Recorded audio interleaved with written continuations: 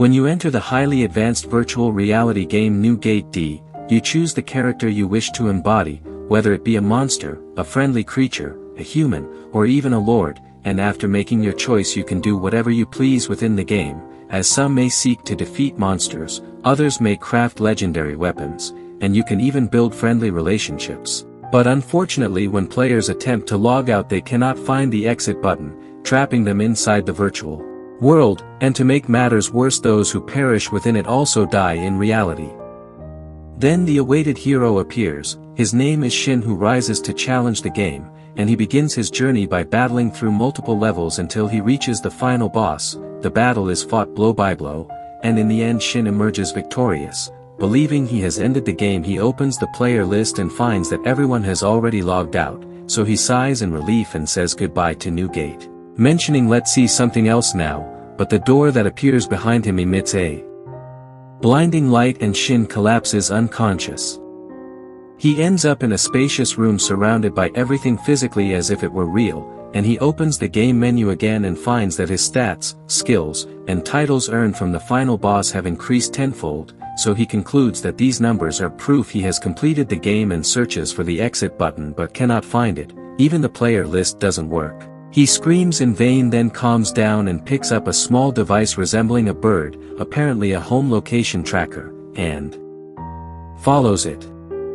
As he walks he notices pictures hanging here and there in the city that weren't there before, and he continues until he reaches his house where 3 people are standing at a woman's door trying to kidnap her by force. As soon as they drag her out a massive wild boar appears, causing them to flee in panic while it charges toward the victim, and Shin jumps in front of it and delivers a powerful kick that knocks it to the ground. The girl stands up visibly flustered, so Shin takes her inside and reassures her, and she tells him the men were interrogating her about her teacher Rose and that they intended to kidnap her. She introduces herself as Tia and asks if he didn't remember anything about the house, which she said must mean he knows her teacher. So Shin inquires about the teacher's appearance and she tells him that she is short in stature with silver hair and fair skin, and he memorizes this, realizing she is likely Elise. Tia asks how Shin knew this and he replies that they are just old memories. She tries to convince him about Rose's place but he refuses, considering her an important figure pursued by many, so Tia demands he pay 1,000 yen to reach her with a message, and Shin pulls out a small coin from his pocket and says he doesn't have the amount but promises to gather it. But Tia is shocked and informs him that the coin enhances magic and is worth no less than 10 billion yen. When Tia asked Shin who exactly he was, Shin was flustered by the coin's value exceeding 1 million and replied that he's an adventurer from the Samian human lineage, which left Tia even more astonished as she said how that was possible since all Samians disappeared 500 years ago in a strange incident marking the beginning of the Prosperity Era, asking how he is still alive after all these centuries. And even more astonishing, 5 Samians vanished along with many others, so Shin then deduced that they were in the future 500 years inside this game. He agreed with Tia that she would deliver his message to her teacher Rose, merely an explanation, nothing more, and that she could use the currency for her own purposes considering she was an elf, and he asked her about the reason for the protective rituals Rose had imposed, and she replied that elves with blue hair had always been unlucky, cursed to attract monsters, hence Rose had erected a barrier to repel them. Then Shin asked her if the elf's hair is blue, what is the true color of Rose's hair, and Tia replied it was originally silver but it changed over time, and at that moment Shin realized she was cursed and reassured her not to worry as he has purification magic capable of lifting the curse. Pointing to a small strand of her changing hair he sensed something unnatural, but Tia was so overjoyed that she shed tears of happiness, saying she hadn't seen him wash her hair in 100 years. The two went out together to ensure that monsters were not gathering around the barrier and Shin made sure they would not approach again. Then she asked him what he would do, and he replied he would go explore the village, so she handed him a letter of recommendation that would open doors for him without inspection, and indeed in the village Shin passed before the rotation without being stopped or inspected. He then decided to join the Hunters Guild and waited his turn until the secretary summoned him to the leader, and a conversation ensued about the letter Tia had presented, and the leader also raised his letter, noticing it contained a magical glow, so he said as long as your letter has shimmered and wandered it is indeed genuine. And this letter opens the doors of the state without inspection and may even arrange a personal audience with the king, so Shin vowed to keep it safe, then received his lowest rank membership card, G. The guild assigned him to an herb gathering mission, so he went to the forest and spent a long time without success, as this mission was once for beginners but has now become one of the most difficult tasks. Yet a movement on his radar caught his attention, so he followed it to find a legendary monster ranked 359 with a wrecked carriage beside it, and it was said that those who face it never survive. Despite its massive size, the monster was fast and its reflexes brutal, so Shin fought it to no avail. Then he remembered the power seal stuck on the monster, broke it, unleashed his hidden weapon, and the monster was blown away by the first strike and fell dead. Shin tried to catch the monster's flying sword but couldn't, as the sword sped toward the royal palace instead. So Shin settled for a gemstone torn from the monster and returned to the city where adventurers were gathering around the flying sword. The guard told him that the monster Jack he had defeated had sent the sword, and whoever brought it must be powerful, and Shin felt the weight of what he had done and quickly withdrew to the guild, where he met the secretary, who informed him of an emergency meeting called due to news of the monster Jack approaching the city, but Shin requested the meeting be cancelled, saying he defeated the monster and its stone is here in his hand, and it lightens Shin. When the girl hears it, she is shocked. Then another girl named Alice arrives and the secretary tells her what Shin said, so Alice is also astonished, but she says to him, if you're serious about what you're saying, then the energy of the beast Jack must be trapped in the stone and we need to verify that, so the secretary then takes him for an examination. During this, Shin asks Alice if these beasts always appear like this or not, and the girl replies no, these are rare beasts born from the negative energy that forms from people after they die. However, the forest doesn't contain enough magical energy for such beasts to appear, so here Shin says this means it's a legendary and extremely rare beast to appear, right? And the girl agrees, and then both are shocked and say to him, if what you're saying is true, this means you have the strength of a group of rank A and not alone. Shin asks them to keep this matter a secret among themselves so as not to attract more attention from others, then sits waiting for the result, and a person enters the place who is truly feared and sits next to Shin. When Shin looks at his spear, he recognizes it immediately, this cursed spear phenom which can surpass the power of many super weapons, meaning this adventurer is no ordinary one but a very fierce fighter. The boy sits with Shin and introduces himself, saying his name is Phyllis and asking how long he has been in the guild, and Shin replies he's a complete beginner, having just joined exactly 2 days ago, but Phyllis responds that his armor doesn't show he's a beginner at all, that he's a seasoned fighter, and though he doesn't know him or his name, he must be a beginner, and as he told him his name is Phyllis and they call him the vampire because he gets rid of zombies.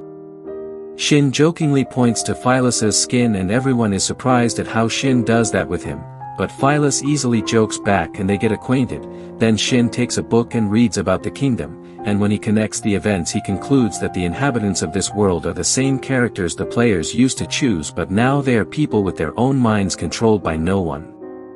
While wandering, Shin meets a little girl named Millie and gets to know her, and she tells him there's a fox in the forest that needs to be saved, and Phyllis comes to take her, but Shin doesn't understand how this girl knew about the fox in the forest or why she didn't tell Phyllis herself, so he heads to the forest and finds a temple in a specific location protected by a mental barrier that tells Shin to leave, but due to his strength he easily enters. Inside he finds the fox trapped in a magical circle nearly dead and rescues it, but suddenly numerous monsters appear and Shin begins fighting them one by one. Then 2 more creatures emerge from nowhere, gatekeepers who were statues but transformed into powerful wolves. One attacks Shin with fire, the other with ice, both exceeding level 600, and Shin uses his shadow binding technique on them. But the 2 foxes are not easy opponents as they activate an ability that literally turns the area into shadow, and they attack him again and he barely escapes, unable to locate them. To defeat them, Shin must use his full power, but doing so would harm the fox, so he places it back in the magical circle to unleash his strength freely without risking injury to the fox, and indeed when he uses his full power the 2 foxes are bound by sacred chains and defeated in a single strike. He then meets Nawa, the little fox, and tells her that she is a rare monster that took human form in the game named the Racial Zill, but she fell in love with him and they became a pair. On the other side, Rose receives a message saying that Shin has returned, leaving her shocked. So Shin then decides to go back to the guild to inform them about the massive number of monsters in the forest, but he doesn't want to mention anything about the fox. So he proposes a contract with them, allowing him to hide his true skills and level, and the fox agrees and the contract is sealed. Then he names her Yuri. Later a message arrives from Tia informing him that his message has reached Rose, and Shin is overjoyed and returns to the guild to report what happened, and Shin went to undertake a new mission, noticing it wasn't classified according to the usual ranks, so he realized it belonged to the institution where Millie resided, and he decided to go both to satisfy his curiosity about her and to pass the time. He headed to the church where he met a nun who was surprised by his agreement to the task, and she assured him he was capable of helping them, but he replied that he would only agree after learning their objective first, and that he had also come to inquire about Millie, and the nun's hesitation wavered and she reassured him that Millie was still at the institution. So Shin then informed her that he had fulfilled Millie's request without seeing her since then. Shortly after, the nun brought Millie, who rushed to embrace him the moment she saw him, and delighted, the nun remarked he must be a good man as Millie doesn't warm up to people easily, and Shin explained that the fox he had saved earlier was the same one who had asked for his help. Then he questioned the nun about the mission's purpose, and she replied that they needed someone with a specific skill to teach others. And Shin deduced it was healing, but she corrected him, it was purification. Admitting its difficulty, Shin reassured her it was quite simple provided there was something in return, and the nun grew suspicious, assuming he would demand payment, but Shin said all he wants is to know Millie's strength and the latest information they receive, and the nun was puzzled, but Millie affirmed her trust in him, so the nun agreed. Then it became clear that Millie possessed the ability of foresight, as she often had visions that came true, and if not for the secrecy surrounding her, others would have exploited her, so the church kept her matter confidential. Shin also learned that an adventurer from the guild was protecting the church and deduced it was Phyllis, as everyone feared him and no one dared to accept the mission before him. Later Shin went out and sat with the children, where two girls approached him asking if he is the one who will help them, saying the nun told them he is kind and will save them, and confusion crossed Shin's face, so one of them explained that the sect leader intended to exterminate them out of greed and love for money, and understanding the situation he returned to the nun, who introduced him to the girl he would teach. Her name was Alice. Shin asked her about the most common locations where zombies appeared, and she replied the Ghost Plains. Specifically, to learn she would need to defeat 200 zombies each with a level above 150, and Alice held the sacred orb and Shin carried one as well. When Phyllis arrived, he was amazed at how Shin could defeat 200 zombies while simultaneously protecting Alice, so he headed to the location with them. And Shin and Phyllis began eliminating the monsters while Alice's level rose rapidly until they reached the barrier set up by the guild to protect the rest of the forest, as the monsters beyond it were extremely dangerous, so they split up. Shin and Yuri stayed with Alice while Phyllis and Shin moved toward a new group of monsters, easily overcoming them. Elsewhere, Princess Ryun and her entourage battled the monster scabs and barely managed to defeat it, and they were surprised when the silver-haired elf arrived, taking charge of the second group and saving the fighters. Then Rose appeared and swiftly assessed the super monster before turning to assist, restoring her energy before the monster renewed its attack. And with a swift move she saved everyone, then cast a spell that healed their wounds in seconds, clearing the area to ensure it was free of danger. The commander was astonished by Rose's extraordinary abilities, as they had always regarded the rank S as the strongest among human swords, thus Rose deserved a sublime human mask. On the other side, Phyllis and Alice stormed into the battlefield, managing to defeat a monster of a similar kind. After the battle, a golden aura enveloped Alice and she heard voices in her mind declaring that Shin had acquired a new skill. At that moment an aura appeared in the sky, drawing in the souls of the defeated monsters, and the debris soon gathered to form a colossal beast which shattered the barrier with a single strike, and everyone fled as it let out a deafening roar, revealing the surrounding skeletal remains. Shin stood with a resolute expression and Phyllis suggested fleeing, but Shin refused, saying he must kill this beast now because if it continues it will threaten the city, so he unleashed a tremendous aura, and Phyllis, stirred by this, channeled his energy to enhance his power, thus entering the confrontation. Yuri appeared to support him, so she used fire magic, and Shin decided to launch one final massive attack. causing an explosion that wiped out vast numbers of monsters. Later the battle escalated between Shin and Rose against the boss, so they joined hands side by side, unleashing a giant aura that annihilated everyone in the area in a single second, restoring Yuri's energy, and only the boss remained, so Shin drew the strongest sword he possessed and with his full power he struck him down. The monster vanished into thin air, leaving behind the stone. At that moment Shin told Rose what had happened, and she confirmed that all the supporting characters, including Rose, had logged out and disappeared, and they agreed that when he disappeared they were supposed to disappear as well, but they didn't. Instead they searched for him for a long time in vain until each went on with their lives and Rose returned to the Moon Temple.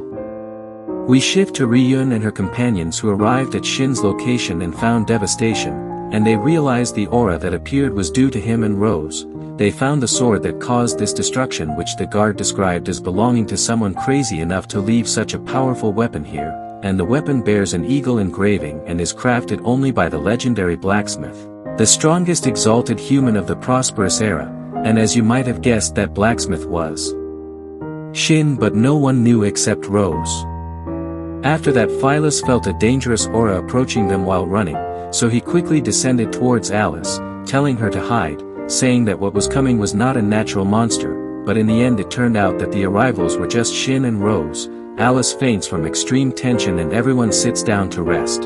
And after the battle Phyllis starts talking to Shin and asks him to tell everything about himself and how he possesses such immense power.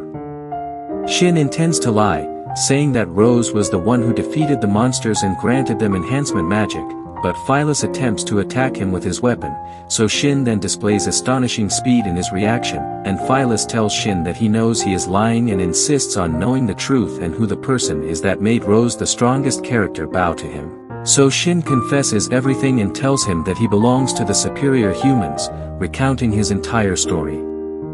After that he asks if there are any stories or history books that talk about the superior humans, and Phyllis informs him that the superior humans are considered rulers due to their great power and skills, and Shin remarks that he is not as powerful as they think, but he is completely confident in his blacksmithing skills, so Phyllis is surprised to learn that Shin is a blacksmith. After that everyone rests and then returns to the city, and Phyllis tells Shin not to worry about church affairs, saying he will handle everything from now on, and he gives Shin a magical letter and tells him to contact him anytime he's needed. Afterwards Shin returns with Rose to the Moon Temple, and while Tia was speaking she was surprised to see Shin and asked them when they had met, so Shin replied, "Let's eat first, then I'll tell you everything." And Tia exclaims in surprise, asking, "Wait, you're joining us for dinner too?"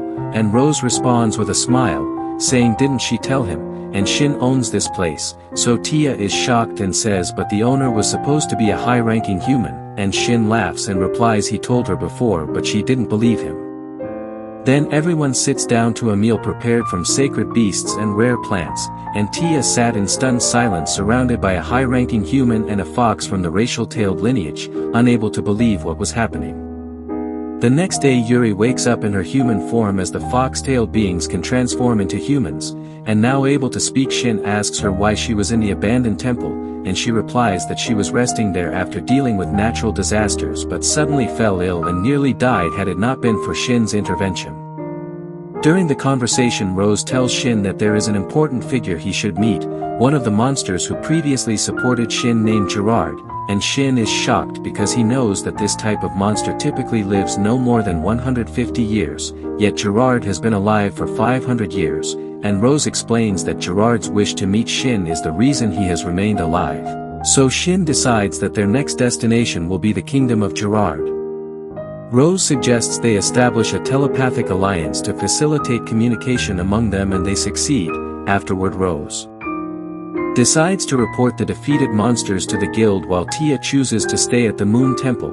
However, Shin informs her that they will take the temple with them, so Shin enters the armory to replenish the weapon stock and crafts a set of swords including legendary blades stronger than the mightiest sword in the kingdom. The next day Shin takes Tia with him to the city for the first time, and Tia is amazed by everything she sees. Then they head to the guild to issue a membership card for her. During this Shin asks the secretary about the era of prosperity, but she informs him she cannot provide any information about it, and she also tells him that despite his great achievements he was only promoted by one rank to avoid controversy. So Shin agrees and informs her that his next destination is the Monster Kingdom. They take on a mission to escort goods to a city near their destination, and they wait until Tia's card is issued, and during that time they stroll around a bit and enjoy some food.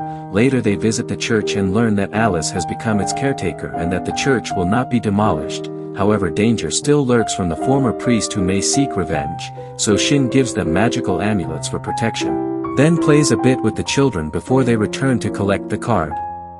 Shin gives Tia an instant teleportation stone, activating it for the Moon Temple, and they teleport within moments, and he then shows her that the temple has been transformed into a small necklace thanks to magic.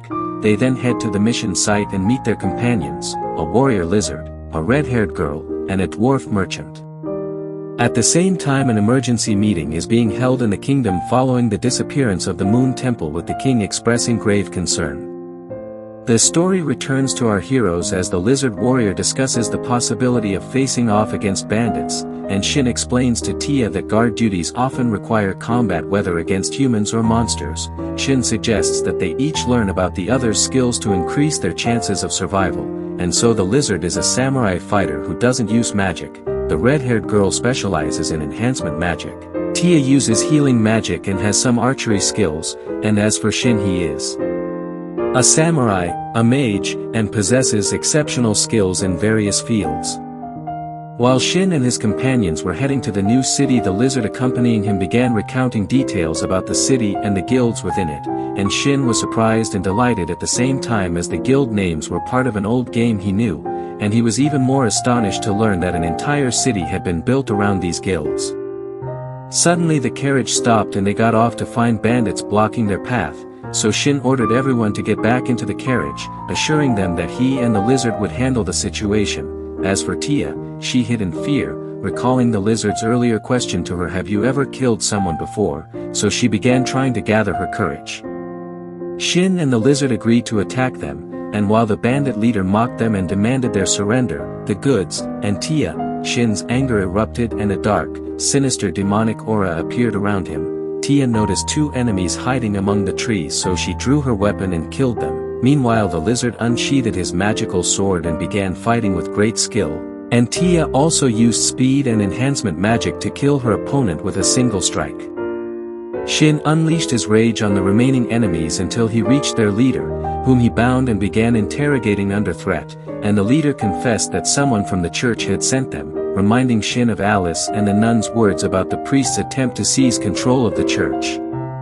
After that, they arrived at the city of dwarves, where they were honored, then decided to buy a new carriage for travel. The shop owner told them they needed strong horses to pull the carriage, or they could use monsters if they could tame them, so Shin contacted Rose, who informed him that she would soon finish her work in the kingdom and would come to him within a day, bringing a monster to pull the carriage. Meanwhile, Rose talked about the state of the royal palace, how everyone was scared after the temple's relocation, and she was delighted to have left them in great tension, even rejecting recruitment attempts and marriage proposals from other kingdoms. The next day Rose arrived, but she brought with her a massive sacred monster of level 751, and Shin was shocked and said what he wanted was a monster to pull the carriage, not one that could pull an entire kingdom. However, Rose reassured him, explaining that the monster could shrink its size using illusion magic, and indeed the monster reduced itself until it became the size of a small beast. Rose introduced them to the monster named Kajiro and told them about its abilities, as it could use illusion magic and lightning magic, and so they began their journey toward the kingdom of monsters. Although the monster Kajiro had shrunk in size using illusion magic, its appearance still drew the attention of passers-by in the city. As they continued their journey, Yuri started talking to Kajiro, asking about its past, and Kajiro shared its story, explaining that when it was young it lived with its mother on the sacred mountain and ruled it together. However, this life did not last long, as one day a powerful adventurer attacked them and managed to defeat its mother, so Kajiro barely escaped, and was found by an elf girl who saved and cared for it. After that, Kajiro worked hard to strengthen itself, spending many years training until it finally returned to the mountain stronger than before, and Rose concluded that Kajiro wasn't afraid of her when they met due to his strength, but Kajiro clarified that the real reason was that he smelled in Rose the same scent carried by the elf who had once saved him.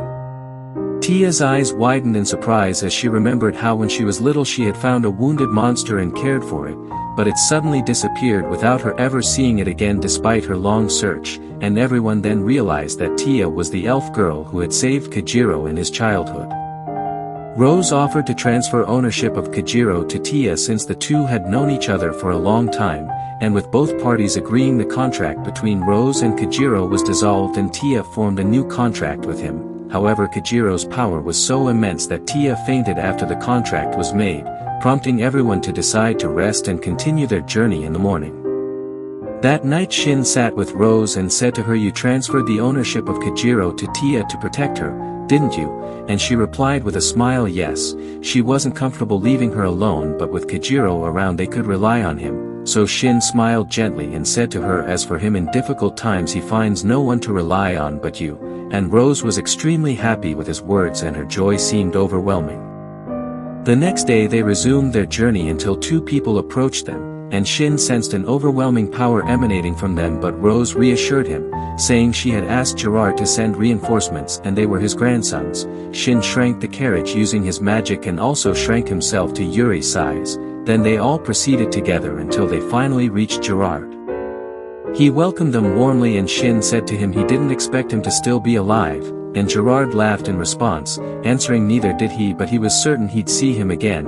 Then he introduced them to those present, saying, "This is my 8th grandson, the current king of beasts nicknamed Wolf King, and this is my daughter Kaori, the other two are my assistants." Everyone got to know each other and began reminiscing about past battles when they fought together against the fiercest beasts, and one battle was so horrific that they lost count of the beasts they killed, but they ultimately survived miraculously. They returned to the present and Gerard laughed and said those were the days of their youth. He never thought they'd survive back then. Then he turned to Shin and said, "Let's talk seriously. You don't know how long he's been waiting for this meeting, as he only has 1 month left to live." Feeling physical changes indicating his end is near, but he's happy because he'll fulfill his final wish. Shin asked him in surprise what it is, and Gerard answered him with a resolute look, "To fight him, Shin, as he has always been the greatest warrior he's ever met in his life, and he wants to know if his strength, which he's always prided himself on, will hold up against him." Initially Shin was reluctant to fulfill his request, but in the end he agreed out of respect for his wish, and Rose heard the conversation from afar and sadness overcame her because she feared that the end of Gerard would be at the hands of Shin. Gerard continued his conversation with Shin, saying he hasn't told any of his followers yet, but he intends to be honest with them, as his 8th grandson is strong and humble and he will be the best to take his place, and Shin asked him, "Aren't you regretting something?" And Gerard smiled and said his only regret is that he hasn't fought him yet. Then he gathered his followers and told them his wish, and everyone accepted his decision except Kaori, who burst into tears, saying, "Won't you try to stop him? I don't want him to die." But everyone remained silent while her grandfather gently said to her, "Kaori, he's lived many years during which he's seen many of his children and grandchildren die before his eyes. His time has come now and he wants her to witness this battle and be proud of it afterward."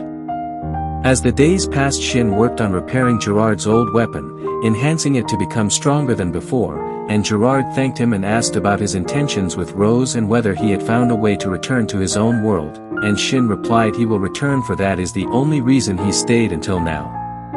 Then the time for the duel arrived, so Gerard bid farewell to his grandchildren, entrusted them with the care of the kingdom, and then he and Shin headed to the forest.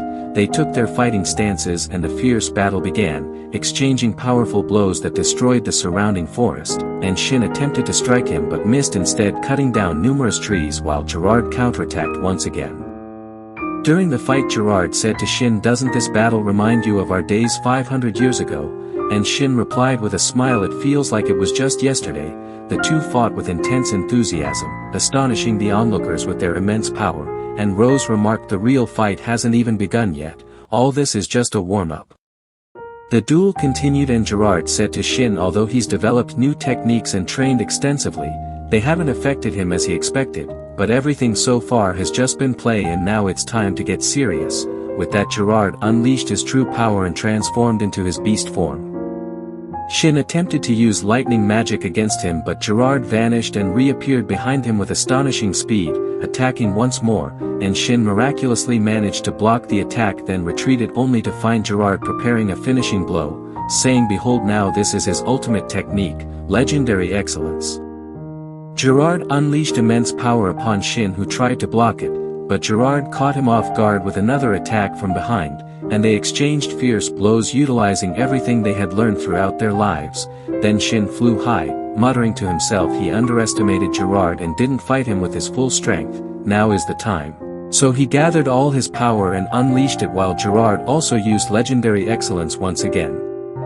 From the intensity of the collision, Shin's sword and Gerard's gauntlets shattered, which was exactly what Gerard had planned, and he appeared behind Shin and said he has won, but suddenly his strength waned and he reverted to his human form, saying if it were up to him he would have defeated him, but it seems this is his end.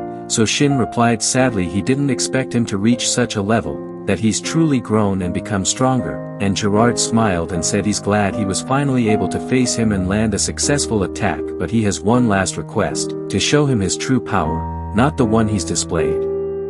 Shin stepped back slightly and unleashed his true aura, which soared to the heavens, and Gerard said in astonishment he knew he was strong but not to this extent, calling him his teacher. Then he breathed his last breath before Shin. Shin carried his body to the mountaintop and addressed his followers, saying they should be proud of him as Gerard reached a level of strength that allowed him to achieve a great feat by matching a supreme human. The kingdom's sorrow turned into pride and joy for his fate, and later they buried Gerard amidst the grief of the entire kingdom. At night Rose sat beside Shin, who was lost in thought at the place where he used to meet with Gerard, and she hugged him and said it seems like he's about to disappear, and Shin cried and replied he knew this was his wish to die in battle, and yet he agreed. He didn't know losing his friend would hurt this much. So Rose comforted him, saying he did his duty and now let out everything in his heart, and it was truly a touching moment. As days passed, Shin appeared alongside Tia and Rose in disguise, wanting to meet a man named Dragon, one of Shin's former followers who had now become a representative of the Clint Kingdom, so they decided to go to the designated area for important figures who attended the funeral. Shin asked Rose did Dragon become a king like Gerard, and Rose replied he was once an emperor but he stepped away from everything and retired. They went to Wolf King to inquire about him and he informed them that he would arrive soon, asking them to wait. And when Dragon arrived, Shin's facial expression changed while Dragon stood before him and bowed, saying it's an honor to serve him once again, but Shin smiled and said to him no need for formalities, just call him Shin, so they sat and talked. Then Dragon began to tell Shin the story that had been repeating frequently since the beginning of the anime, and he recounted how he met Gerard and how Gerard died content with his life. After that, Dragon asked Shin what he intended to do, and Shin replied saying he found nothing in the books, so it seems he will return to the sacred mountain in hopes of finding something useful there. Dragon then told him that he would first return to the Clint Kingdom to finish some work, then join him later to assist, and after that they bid each other farewell and Shin took the girls and went to the guild to look for a quest to raise their rank. They found a mission to kill goblins, so they decided to accept it. However, Kaori asked to accompany them as she had a mission there as well, so they agreed to let her join. After defeating the goblins, they accompanied Kaori to the forest to ensure her safety, and there Shin was relieved to see that the forest where he had fought Gerard had recovered. They then returned to the guild to collect their rewards, where the staff handed Shin a new letter from the guild branch in the kingdom stating that the royal palace requested to meet him as soon as possible. Shin informed Rose and Tia about the matter and they asked him the reason, and he told them he didn't know, but then he remembered the sword that flew to the palace and what it had done there, realizing why he was being summoned, so they decided to temporarily postpone the promotion matter and announced their intention to accompany Shin, but Kaori apologized for not going with them. So Shin reassured her, then asked about her father because he wanted to give him something. Later Shin met with Kaori's father and handed him Gerard's gloves, explaining that Gerard had instructed him to give them to him and that he had changed the ownership name so Kaori's father could use them, and when he wore them he felt a great power and thanked him warmly. The next day they used the teleportation stone and went to the site of the ancient moon temple, When Shin opened the map he noticed that someone was watching them, and Rose said that people believe the moon temple might reappear because they forgot it was movable long ago. They then headed to the guild where they met the leader who was accompanied by the kingdom sorcerer, and the sorcerer spoke to Shin, saying, "You told us you knew nothing about the sword that flew into the palace, and after assessing its power we found it compatible with the monster stone you killed here." So Shin realized that his secret had been exposed and it was now necessary for him to clarify matters. The leader continued saying they couldn't hide his name, but when people learned that he belongs to the moon temple things calmed down. After the second princess Ryun barely managed to use the sacred sword to defeat a similar monster, people's admiration for his strength grew and now she requests to meet him. Shin recounted what happened to Tia and Rose and they concluded that the kingdom might be trying to recruit him, possibly planning to arrange a marriage with one of the noble ladies, and they suggested an easy way out of this situation.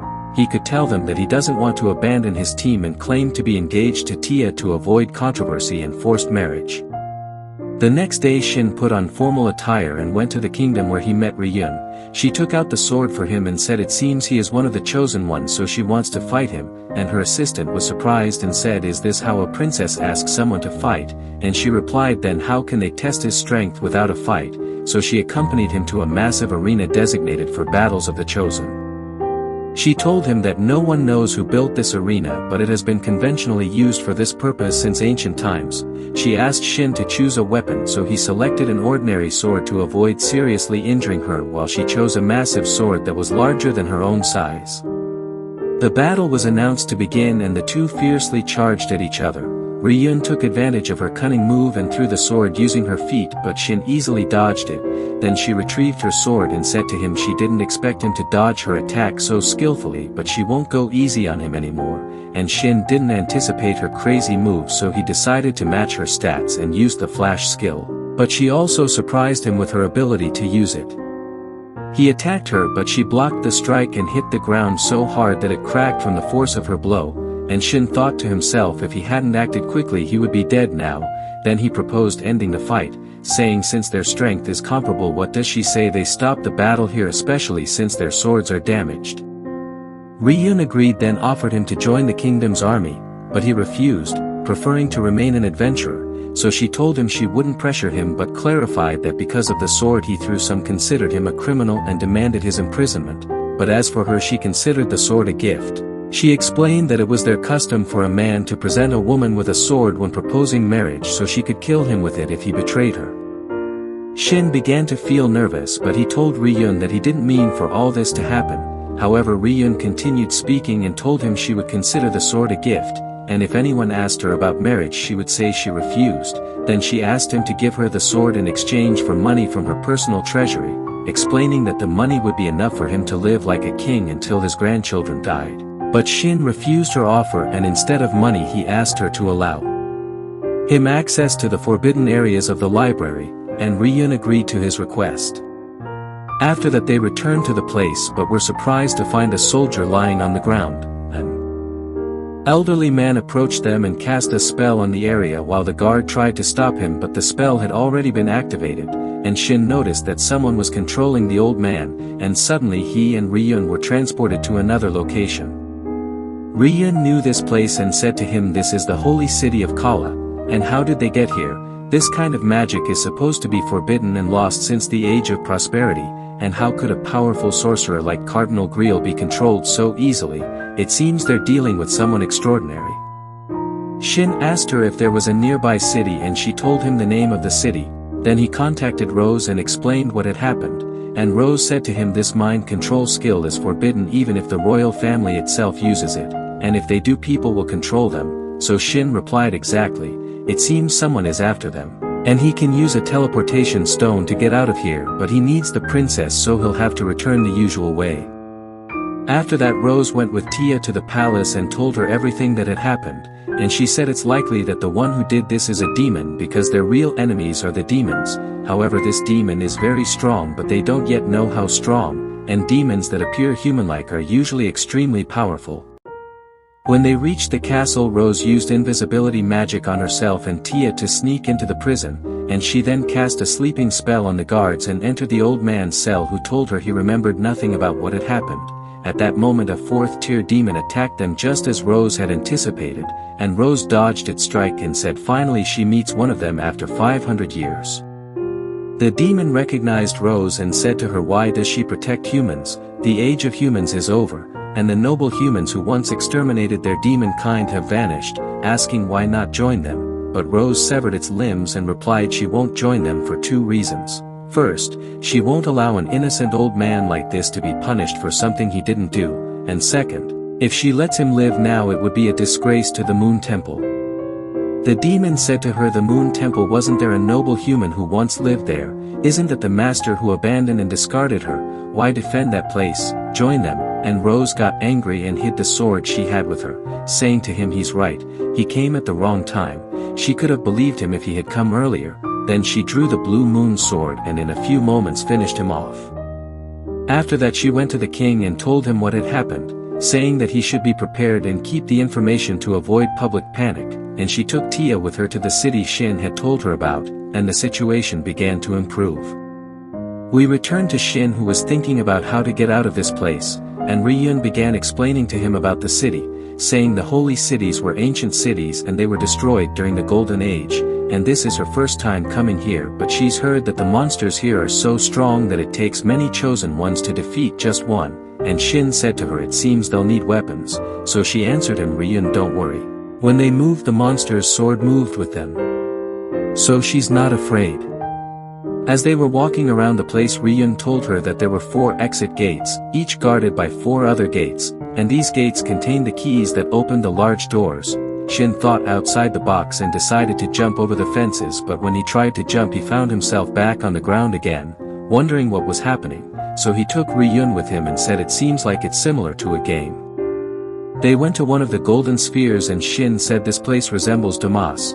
If they want to get out they must follow this sphere and eliminate any monsters they encounter, and indeed when they moved forward they found a wizard-type monster in front of them using wind magic and surrounded by a whirlwind from all directions. Shin told Ryun to attack the monster while he would deal with the whirlwind, and true to his word he used his sword and delivered a single strike that dispersed the whirlwind, and Ryun also distracted the monster while Shin used another sword and succeeded in defeating it. Ryun was surprised at how he obtained another sword, to which he replied that he is always prepared. Then they encountered a slime monster and with Shin's instructions they managed to defeat it. As they walked Shin felt something pulling him, but he ignored the sensation until they reached the gate, and there he felt the monster dragging him toward it, but he dodged its attack which used ice magic, and Shin said to Ryun he'll be the bait and she attacks it. Indeed they executed the plan, but the monster's head suddenly regenerated, so Shin said it's probably using some kind of magic and that magic is in the small door, so Ryun went to search for the magic while Shin used all his strength to attack the monster, and he kept trying multiple times until he felt that pulling sensation again, but he continued fighting. After nearly 30 attempts a crystal ball appeared inside the monster, and when Shin hit it with magic the crystal began absorbing the magic, so Shin decided to seal the monster, but Ryun managed to undo the magic, so Shin went to finally finish off the monster. After exiting the maze they sat down to rest, and Shin had brought camping equipment with him, and Ryun was surprised by this. So Shin told her he likes to be prepared for everything. The next day they woke up to a very loud noise coming from a herd of monsters heading towards the city of Malvar, which they were on their way to, and this wave of monsters was capable of completely destroying the city, so they decided to go to the city to save it. They arrived at the city and decided to split up. Ryun would go to the governor to warn him of the impending attack, while Shin would go to the Adventurers Guild to inform them because they would need both the army and adventurers for the battle. So Shin went to the guild leader and told him about the incoming wave of monsters. Then a recommendation from the Temple of the Moon appeared to confirm his story. The guild leader agreed and told him they would act as quickly as possible. While Shin was wandering around the city, a sign on a shop caught his attention and he found its name was Land of Meow, and he felt like he knew this place, but he received a call from Rose who told him she was about to arrive, so he asked her to go to the guild and inform the leader that she would join the defense army. He asked her about the shop, but she said she didn't know it, so Shin continued walking, and suddenly a figure with yellow hair stopped in front of him and said, "Finally I found you. I never expected you to still be alive." This person was called Leaf, one of the supporting characters of Shin's friend named Barry. They sat together and talked, and Shin said he would offer his help in defending the city, and Barry said but if this were a flood he could have eliminated the monsters before they arrived, and Shin replied that he couldn't use his full power because he was with Ryun and didn't want to draw attention. Then Shin asked about the shop he had seen and inquired if Barry knew anything about it, and Barry replied yes, the shop belongs to one of his friends, and he thought the players had disappeared but he stayed here, so Shin answered in surprise no, there are many players who haven't disappeared yet and some of them are in this city. Then Barry took out a paper containing the names of the players who were still alive along with the names of the players' killers, and Shin's gaze changed as he said he expected these people to exist, and many of his friends died by their hands, so he will never forgive them. Barry continued speaking and said to Shin ever since they learned that some players were still alive, Rose was the one who insisted they hunt down the players' killers, and he knows she hid this from him and he considers her a traitor, but he's sure she did it to prevent him from worrying. That night when the battle began, Rose launched a massive attack that wiped out thousands of monsters in mere seconds, then Shin stepped in using his immense power to annihilate a large portion of them though he held back to avoid drawing attention. Tia also used her bow which Shin had enhanced to deliver an incredibly powerful strike, then the kingdom's guards intervened, engaging the monsters in combat. However at that moment a massive beast charged at Ryun who was unable to defend herself, but at the last second Phyllis arrived and saved her, leaving her surprised by his presence, and he said to her the guild requested their support and Millie also asked him to come help the kingdom. Through their cooperation they managed to eliminate the monster. After that Shin decided to end the battle once and for all, so he donned fireproof armor and drew his cursed weapon, clearing everyone from the area, and in an instant he disposed of all the monsters. But was this really the end? A demon appeared, the one responsible for the flood, and he tried to play with Shin's mind but Shin retorted you are a vile human, what are you doing here? And using his full power Shin succeeded in vanquishing him, thus bringing the battle to a successful conclusion. The next day the kingdom decided to hold a celebratory ceremony in their honor, and Rose approached Shin and apologized for hiding everything Barry had said from him. She began to cry and said she was afraid that if she told him about the player killers he'd revert to the person he used to be, and she couldn't believe he'd become better than before, and she knows she can't take her place but she was trying.